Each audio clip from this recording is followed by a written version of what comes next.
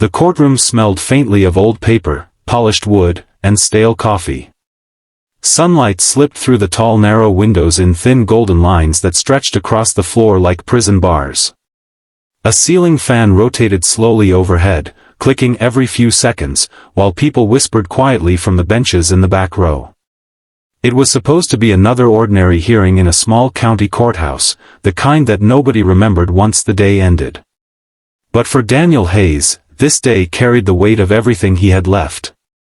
He sat silently at the defense table, his hands folded tightly together, trying to hide the exhaustion written across his face. His jacket sleeves were slightly frayed near the cuffs, and his work boots still carried dust from the warehouse shift he had finished only 2 hours earlier.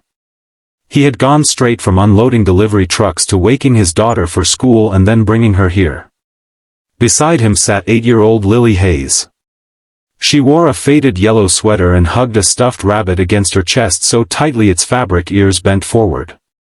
Her eyes moved nervously around the courtroom, taking in every stranger, every whisper, every stare. She didn't fully understand legal words like eviction or custody review, but she understood fear. And she understood that her father had not smiled in a very long time. Daniel looked toward the judge's bench for a moment, then lowered his gaze again. He had faced gunfire before. He had survived explosions, ambushes, and missions most people would never hear about. But this felt different. Out there, in war, he always knew the enemy. Here, he felt stripped apart slowly in front of his daughter. At the opposite table sat the landlord, Richard Coleman, wearing a gray designer suit and a smug expression that never seemed to fade. His expensive watch gleamed every time he moved his hand. Beside him, his lawyer organized papers carefully, already confident about how the hearing would end. Daniel noticed them glance toward him and whisper something to each other before quietly laughing. He ignored it. For Lily's sake. Near the courtroom entrance stood Officer Grant Walker, broad-shouldered and intimidating in his dark police uniform. He leaned casually against the wall with crossed arms, chewing gum like he had somewhere better to be.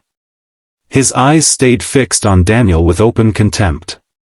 Walker had been present during the eviction notice days earlier. Daniel remembered everything clearly. Lily crying while packing schoolbooks into a trash bag. Rain pouring outside. Walker pounding on the apartment door like Daniel was some dangerous criminal instead of a father trying to hold his life together. Case number 417, the court clerk announced. Coleman versus Hayes. The judge entered, and everyone stood. Judge Eleanor Whitmore was an older woman with sharp eyes and silver hair tied neatly behind her head. She carried herself with strict professionalism, though there was visible fatigue in her expression from years on the bench. "Be seated," she said calmly. The room settled. The judge adjusted her glasses and looked down at the file in front of her. Mr. Coleman seeks immediate eviction and financial compensation for alleged property damages. Mr. Hayes is contesting the motion. Is that correct? Yes, Your Honor, the landlord's lawyer replied smoothly. Daniel nodded quietly. Yes, ma'am. The judge glanced toward him. Do you have legal counsel today, Mr. Hayes? Daniel hesitated before answering. No, Your Honor. Couldn't afford one? She asked. A brief silence followed. Daniel swallowed. No, ma'am. The landlord's lawyer smirked slightly while writing something down. Lily looked at her father with worried eyes. Judge Whitmore sighed softly. Very well. Proceed. The lawyer stood immediately, buttoning his jacket with confidence. Your Honor, this case is straightforward. My client has demonstrated remarkable patience over several months while Mr. Hayes repeatedly failed to meet rental obligations. He began pacing slowly. The apartment suffered damages, payments were missed, and multiple warnings were ignored. Daniel opened his mouth slightly. That's not. The lawyer raised a hand dismissively. Furthermore, Your Honor, my client has concerns regarding the stability of the environment in which this child is currently being raised. Lily's grip tightened around her stuffed rabbit. Daniel's jaw hardened. The lawyer continued. Records indicate irregular employment history, overdue utility bills, and prior complaints from neighbors regarding disturbances. Daniel finally spoke.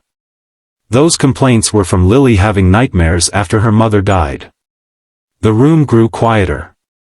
For a brief second, even the lawyer paused awkwardly. But then his cold expression returned. Regardless, Your Honor, emotional hardship does not exempt someone from responsibility. Daniel lowered his eyes. He remembered the night everything changed. The phone call. The rain outside. The officer telling him there had been an accident. He remembered Lily asking why Mommy wouldn't wake up. Some wounds never healed. The lawyer placed both hands on the table. My client requests immediate removal from the property. Judge Whitmore looked toward Daniel. Mr. Hayes, would you like to respond? Daniel stood slowly. His knees ached from years of military service and warehouse labor, but he kept his posture straight. Yes, Your Honor, he said quietly. I fell behind after medical bills and funeral expenses. I've been working nights to catch up. I'm not asking for charity. I just need more time. The lawyer shook his head immediately. Daniel ignored him and continued. My daughter has already lost her mother. I'm trying not to take away her home too. Lily looked down quickly, wiping her eyes before anyone noticed. Judge Whitmore studied Daniel carefully. How long were you employed in the military? The room became still. Daniel hesitated. 14 years. What branch? Navy. Officer Walker snorted loudly from the wall. Daniel didn't react. The judge frowned slightly. Officer, do you have something to add? Walker pushed himself off the wall and stepped forward confidently. Actually, Your Honor, yes. Daniel instantly felt tension rise. Walker looked directly at the judge. I was present during the eviction notice last week. Mr. Hayes was uncooperative and resisted lawful instructions. Lily's head snapped upward. Daniel stared at Walker in disbelief. That's false. Walker shrugged carelessly. You refused to leave the apartment. I asked for 5 minutes so my daughter could collect her school supplies. You argued with officers. I asked questions.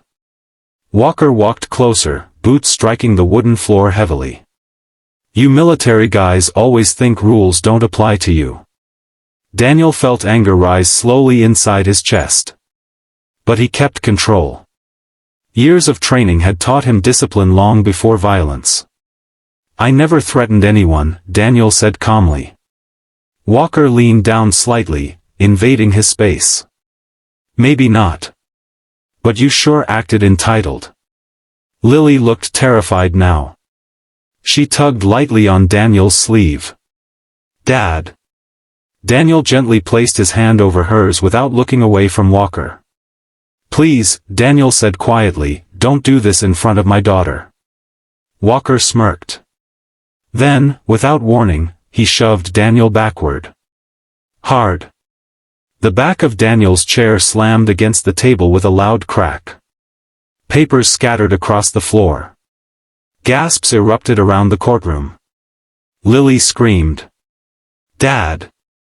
Daniel's instincts exploded instantly. For one dangerous fraction of a second, years of combat training surged back into his body automatically. His muscles tightened. His breathing slowed. His eyes locked onto Walker's stance, weaknesses, balance, distance. The old part of him, the part trained to neutralize threats in seconds, woke up immediately. But then he heard Lily crying. And he stopped himself. Completely. Slowly, Daniel relaxed his fists. Walker pointed aggressively at him. Sit down and keep your mouth shut. The courtroom was dead silent. Judge Whitmore looked shocked. Officer Walker, that was unnecessary. Walker straightened his uniform casually. Just maintaining order, Your Honor. Daniel stayed seated. Not because he was weak. Because his daughter was watching. Lily moved closer beside him, tears sliding down her cheeks. Are they taking us away? Daniel turned toward her instantly, softening his voice. No, sweetheart. Nobody's taking us anywhere. But even as he said it, he wasn't sure it was true anymore. The lawyer adjusted his tie awkwardly, pretending nothing serious had happened. Your Honor, as you can see, tensions are high. This environment is clearly unstable for the child. Daniel looked at him slowly. Something in his eyes changed. Not fear. Not panic. Just exhaustion. Pure exhaustion. He was tired of fighting. Tired of proving himself. Tired of watching people judge him without knowing anything about him. Officer Walker muttered under his breath, loud enough for several people to hear, washed-up veterans always looking for sympathy. Lily suddenly reached into her backpack. Dad. Daniel looked down. She carefully pulled out an old folded photograph with bent corners. It was faded from years of handling. Daniel froze the moment he saw it. The picture showed him years earlier standing beside several heavily armed Navy SEAL operators in desert camouflage. Dust covered their uniforms. Helicopters loomed in the background. Every man in the photo looked exhausted but alive. And Daniel looked different back then. Stronger. Sharper. Unbreakable. Lily held the photo carefully. Mom used to keep this by her bed. Daniel's chest tightened painfully. She said heroes don't quit, Lily whispered. Several people in the courtroom leaned forward curiously. Officer Walker rolled his eyes. A photograph doesn't pay rent. Daniel stared silently at the picture. Memories flooded back instantly. Night missions. Explosions in the dark. Brothers he lost. Promises he made. Things he could never talk about. He remembered Commander Gabriel Reyes most of all. The man who once told him, "If you ever truly need help, you call me. No matter what." Daniel had never called. Not after retirement. Not after his wife died. Not even when bills destroyed his savings. He refused to become someone asking for favors. But now Lily sat beside him crying in a courtroom while strangers humiliated him. And suddenly his pride no longer mattered. Slowly, Daniel reached into his jacket pocket and removed an old cracked phone. His hands hesitated for just a second. Then he unlocked it and dialed a number he still remembered by heart after all these years.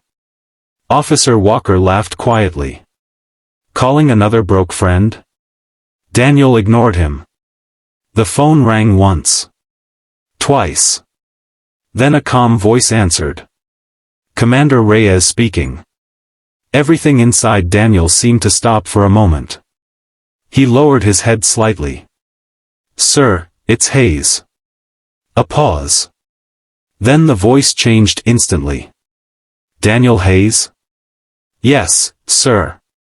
My God. The commander sounded stunned. Where the hell have you been? Daniel glanced toward Lily. I'm sorry to call like this, sir. You never apologize for calling me, Reyes replied sharply. The courtroom listened carefully now. Daniel swallowed slowly. I wouldn't ask unless it mattered. Commander Reyes became serious immediately. What's wrong? Daniel looked around the courtroom one last time. At the landlord. At the smirking lawyer.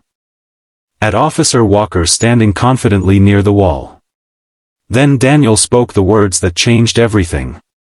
Sir. I think my daughter and I are about to lose everything.